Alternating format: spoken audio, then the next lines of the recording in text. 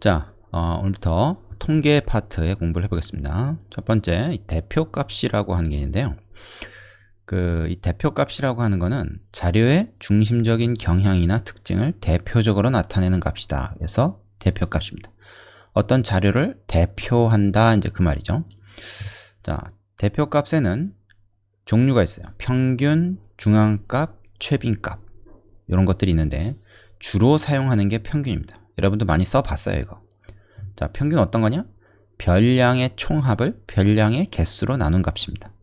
우리가 성적의 평균 하면 각 과목 점수를 다 더한 다음에 그게 이제 별량의 총합이죠. 성적, 각 과목 점수라고 하는 별량, 그거의 총합을 구해서 얘를 별량의 개수로 나누면 뭐가 됩니까? 한 과목당 대체적으로 몇 점이다 하는 게 나오겠죠. 이제 그게 평균의 개념이에요. 한 개당 얼마를 갖다가 우리가 구하는 거죠. 여기 예로 나와 있는 게 학생 5명의 몸무게가 48, 52, 59, 45, 56 이렇게 5명의 몸무게가 나와 있어요. 5개의 별량이 있는 거죠. 지금 이 5개의 별량을 갖다가 일단 다 더합니다. 합을 구해. 그래가지고 그거를 인원수 5명으로 나누면 5분의 260에서 52라는 값이 나올 텐데 이게 뭡니까? 한 명이 몸무게가 몇 킬로그램인가를 대체적으로 표현하겠죠. 물론 딱 52kg인 애도 있긴 있어요. 하지만 다른 애들은 52kg하고는 조금 차이가 있는 그런 몸무게를 가지고 있단 말이야. 하지만 이 전체 5개의 자료를 대표하는 값으로서 이 52kg이라는 값을 우리가 사용해도 크게 문제가 없다. 약간의 다른 값들은 있지만 어쨌든 전체적으로 한 명당 52kg 정도 된다. 이렇게 표현하는 데는 이 평균이 상당히 좋은 값이 됩니다.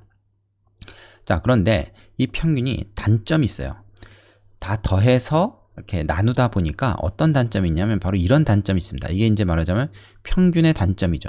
평균의 단점. 여기 이제 참고에 나와 있는 건데 이걸 잘 알아야 됩니다. 평균의 단점. 자료의 별량 중에 매우 크거나 매우 작은 값이 포함되어 있는 경우에는 평균이 그 값에 영향을 많이 받기 때문에 자료의 중심적인 경향을 제대로 나타낼 수 없다. 이 표현을 여러분이 좀 몇 번 읽어보길 바랍니다. 이 되게 중요한 표현이에요. 자, 어떤 값이 아주 크거나 아주 작은 값이 있을 때는 그게 평균에 영향을 되게 많이 미쳐요. 그렇기 때문에 실제 평균을 구해보면 이 값이 과연 이 전체적인 경향을 나타낼 수 있나? 의문이 들 때가 있습니다. 예를 들어서 그 밑에 있는 예를 한번 보죠. 학생 5명이 있는데 턱걸이 횟수가 2번, 1번, 3번. 근데 이제 운동선수가 한 명 끼어 있는 거야, 그 중에. 그래서 얘는 20번. 딴 애들 다 합친 거보다도 더 혼자 한 게 많아. 딴 애들은 대부분 다 한두 번, 많아봐야 4번인데 얘는 일단 자릿수가 틀려. 2자릿수, 20번을 했어. 그러면 얘네들 가지고 평균을 내보잖아요. 그럼 어떻게 되냐면 다 더해가지고 30이 되는데 그걸 5로 나누면 6번이 됩니다. 근데 실제로 이 6번이라고 하는 거는 이 5명 중에 이 6번 근처를 한 애가 별로 없어요. 얘 정도? 4번 한 애 정도? 나머지는 택도 없죠. 얘도 말이죠. 20번, 자기는 20번이나 했는데 니네 평균이 6번이야 그러면 인정하기 싫겠죠. 어이씨, 무슨 난 20번이나 했는데 6번밖에 안 돼? 얘는 한 번밖에 안 했는데 우리 평균이 6번이라고? 6번 근처에 있는 애가 거의 없음에도 불구하고 평균이 6번이다. 이렇게 되면 조금 수긍하기 힘들겠죠. 이게 왜 이렇게 됐습니까? 이 20번 때문에 이제 이게 확 올라간 거예요, 평균이. 그래서 바로 이런 단점. 몸무게가 아까 보면은 다 고만고만했죠, 그죠? 50kg 전후로 왔다 갔다 했단 말입니다. 어떤 애가 뚱땡이가 있어가지고 100kg가 넘는다든지, 아주 홀쭉 마른 애가 있어가지고 한 20kg 되는 애가 있다든지, 그런 애가 없이 다 비슷비슷했어요. 이렇게 서로 크게 차이가 나지 않는 비슷비슷한 값일 때는 이 평균이 굉장히 좋은 대표값이 되는데, 차이가 너무 이렇게 크게 지면은 이 평균이 별로 그 자료의 대표성을 갖기가 힘들다 하는 거죠. 자, 그래서 그 결론을 정리해 놓은 게 밑에 있습니다. 학생 4명의 턱걸이 횟수는 평균보다 작고 학생 1명의 턱걸이 횟수는 평균보다 훨씬 많으므로 이 평균 6회가 이 자료의 중심적인 경향을 잘 나타낸다고 할 수 없다. 그래서 평균의 단점이라고 하는 것은 뭐라고 우리가 정리할 수 있겠냐? 좀 극단적인 값, 그죠? 극단적인 값. 너무 크거나 너무 작은 극단적인 값의 영향을 크게 받는다. 크게 받는다. 그래서 그 대표값 자체가 이제 왜곡이 될 수가 있는 거죠. 그래서 극단적인 값이 이렇게 포함되어 있을 경우에는 평균이 대표값으로서 이렇게 좋은 역할을 하지 못한다 하는 것을 꼭 기억하시기 바랍니다. 자, 그럼 그거에 대안으로 어떤 게 있냐? 중앙값, 최빈값 이런 것들이 이제 그거에 대안이 될 수가 있어요. 자, 다음에 이제 중앙값을 알아볼 텐데 일단 그 밑에 있는 확인 문제들 풀어보고 나서 넘어가시기 바랍니다. 일시정지 누르시고. 자, 이번에는 이 중앙값이라고 하는 대표값에 대해서 알아보겠습니다. 중앙값은 뭐냐? 자료의 별량을 작은 값부터 순서대로 나열할 때 중앙에 위치하는 값이다. 말 그대로 중앙에 있다 그래서 중앙값이에요. 자료의 별량을 작은 값부터 순서대로 이렇게 쭉 나열한다 그러면은 어떤 문제가 하나 있냐면 이런 문제가 하나 생길 수 있습니다. 뭐냐면 별량의 개수가 홀수개면 중앙에 위치하는 값이 딱 하나가 생기겠죠. 그죠? 그래서 걔를 중앙값으로 하면 됩니다. 근데 별량의 개수가 만약에 짝수가 되잖아요. 그러면 중앙에 위치하는 값이 없어요. 엄밀히 말하면 두 개가 있는 거죠. 그래서 두 값의 평균을 중앙값으로 해야 됩니다. 예를 보죠. 별량의 자료의 개수가 말하자면 홀수개인 경우에 이렇게 5개가 있단 말이야. 그럼 이걸 순서대로 나열하면 제일 쪽 작은 값 2가 맨 앞에 오고 제일 큰 값 8이 맨 끝에 오도록 이렇게 2, 3, 4, 6, 8 배열할 수가 있겠죠. 이럴 때 가장 중앙에 있는 게 누굽니까? 이 4죠. 얘가 그래서 중앙값이 되는 거예요. 그런데 만약에 이게 짝수개인 경우에는 어떤 문제가 있냐면 이게 4개의 자료가 있단 말이야. 이걸 순서대로 나열해보면 4, 5, 7, 10 이렇게 4개가 있어. 그럼 중앙에 있는 게 누구라고 해야 돼? 허공이거든. 그래서 중앙에 있는 거 바로 좌우 이 2개의 값이 이제 중앙에 있는 값이 된다고 볼 수 있죠. 그러면 중앙값은 하나로 나타내야 되니까 요 2개를 갖다가 어떻게 하냐면 그걸 또 평균을 내요. 평균. 그죠? 앞에서 공부했던 2개 더 해가지고 반으로 나누는 겁니다. 2로 나누는 거예요. 그래서 6이 이거의 중앙값이 됩니다. 그러니까 이 6이라는 값은 사실 이 중에 자료로는 없죠. 그럼에도 불구하고 6이 중앙값이 될 수 있는 거예요. 이해되십니까? 예. 그래서 자료 개수가 홀수인 경우, 짝수인 경우로 나뉠 수 있다. 요거를 이제 일반화 시켜서 자, n개의 자료가 있는데 그 n개의 자료 중에서 가장 중앙에 있는 것은 우리가 n 플러스 1을 해서 2로 나누면 딱 중앙에 있는 값이 됩니다. 예를 들어서 이게 자료가 5개잖아요. 그러면 5 플러스 1 해서 6을 만든 다음에 2로 나누면 3이 되잖아. 그죠? 그럼 요게 이제 세 번째 값이란 얘기지. 세 번째. 그죠? 자, 그러면 이제 짝수개인 경우는 어떻게 되냐? 이 짝수개, 이게 지금 4개잖아요? 그럼 요걸 갖다가 일단 2로 나눠. 그죠? 그러면은 2가 되죠. 요게 중앙에 있는 값이냐면 아니냐면 중앙은 딱 여기가 중앙이잖아. 가운데. 그 중앙보다 약간 하나 앞에 있는 값이 됩니다. 근데 우리가 이제 어떻게 중앙의 기준으로 하나 앞에 하나 뒤에 거를 2개를 평균을 할 거란 말이지. 그래서 이거하고 그거에다 하나 더 더한 거. 그래서 2분의 n번째 하고 2분의 n 플러스 1번째. 요 값의 평균이 된다. 이렇게 되는 거죠. 그래서 요 사실 2개는 좀 기억을 해두세요. 요거, 그죠? 요거하고 요거의 평균이다.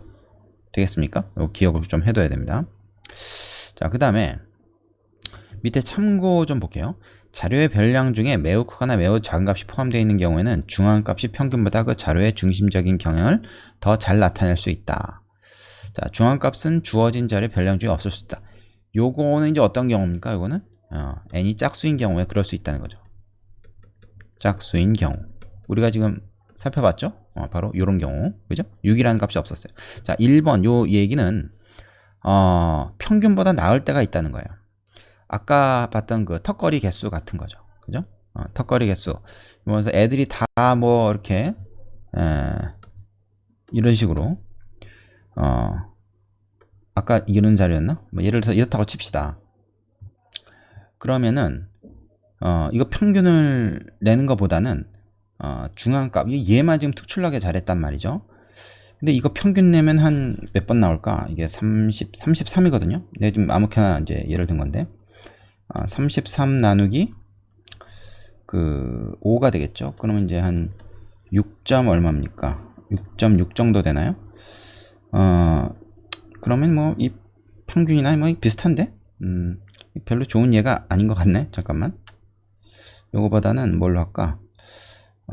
이렇게 합시다. 좀 극단적인 예를 들어서 자, 턱걸이를 하는데 애들이 이렇게 한 거야. 한 번, 두 번, 뭐, 네 번, 네 번은 뭐, 애들이 다 이 운동을 잘 못해. 뭐, 이렇게 하는데, 어떤 애가 혼자서, 지금 하나, 둘, 셋, 넷, 다섯 개죠? 뭐, 여섯 개, 일곱 개. 자, 혼자서 100번 한 애가 있다고 쳐. 응? 좀 극단적으로. 하나, 둘, 셋, 넷, 다섯, 여섯, 일곱 개의 자료가 있어요. 그러면 이거를 갖다가 다 더하면 어떻게 됩니까? 요거 다 더해봤자, 5, 10, 13이죠. 그죠? 23. 그래서 이거 다 더하면 123. 123이란 말이야. 그지? 이걸 갖다가 7로 나누면 어떻게 돼? 7일은 7이고, 53에 7, 8에 56. 17점 얼마 정도 되는 거지. 그지? 평균 내면. 그러면 이 턱걸이 횟수의 평균이 17번 17점 몇 회가 되는데, 이거 지금 10번 넘은 애가 한 명밖에 없고, 그리고 뭐 한 자릿수 아니면 세 자릿수인데 평균은 17회로 나오니까 이게 좀 이상하잖아요. 이 17이라는 게 이 값을 대표한다고 할 수가 없는 거지. 그지?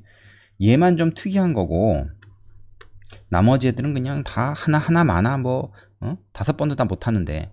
그래서 이거를 갖다가 이제 순서대로 이렇게 나열을 해보면, 그죠? 이미 순서대로 나열을 했네요. 이 중에서 가운데 있는 게 뭐냐면, 얘죠. 네 번째 게 가운데 있는 겁니다. 그죠?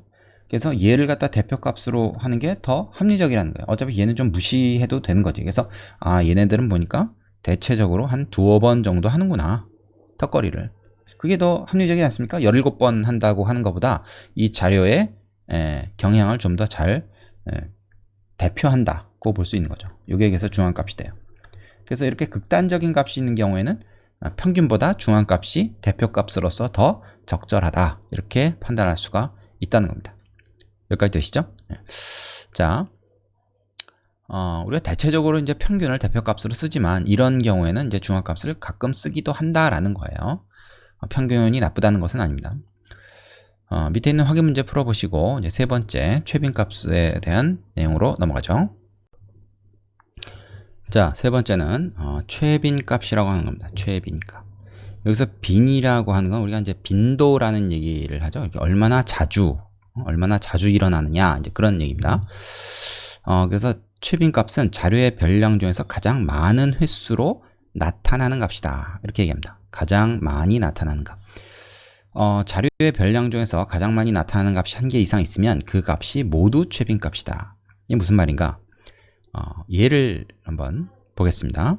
예를 보면 이게 지금 하나, 둘, 셋, 넷, 다섯, 여섯, 일곱 개의 자료가 있는데 뭐 턱걸이 횟수인지 뭔지 모르겠는데 1, 2, 3, 3, 3, 4, 4 애들이 다 비슷비슷하게 했는데 세 번 한 애들이 제일 많다 이거야. 그러면 이 3이 최빈값이에요. 그죠?